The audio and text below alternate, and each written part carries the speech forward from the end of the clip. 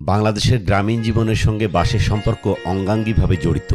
ঘর বাড়ি নির্মাণ থেকে শুরু করে নিত্য প্রয়োজনীয় নানা কাজে বাঁশের ব্যবহার দেখা যেত। তবে আধুনিকতার ছোঁয়ায় প্লাস্টিক ও লোহার পণ্যের ব্যবহার বেড়ে যাওয়ায় বাঁশের তৈরি জিনিসপত্র ও বাঁশ বিক্রি চাহিদা দিন দিন কমে যাচ্ছে। ফলে ক্ষতিগ্রস্ত হচ্ছে বাঁশ শিল্পের সঙ্গে জড়িত হাজারো কারিগর ও বাঁশ বিক্রেতারা।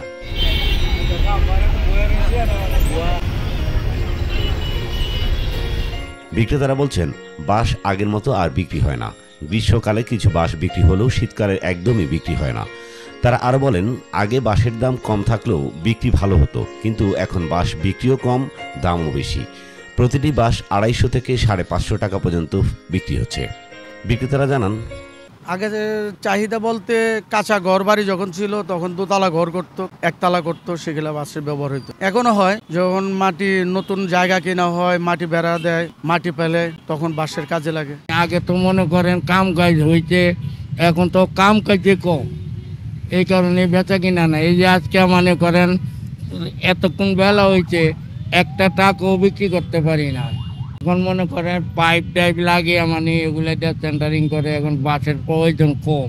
এই যে বড় বাঁশ যেগুলো, এগুলা 350 400, আবার যখন 100 নিব তখন মনে করেন দাম কম, 280 300 350। ওটা বাঁশের কোয়ালিটি বুঝা, কোয়ালিটি অনুযায়ী 250 280 320 300 350 400 বাঁশ বুঝে দাম। বেচা কিনি খারাপ, দেশের অর্থনৈতিক অবস্থা খারাপ, মানুষে কয় ইনকাম নাই, টোটাল বৈশা রয়েছি না খেয়ে মরার অবস্থা।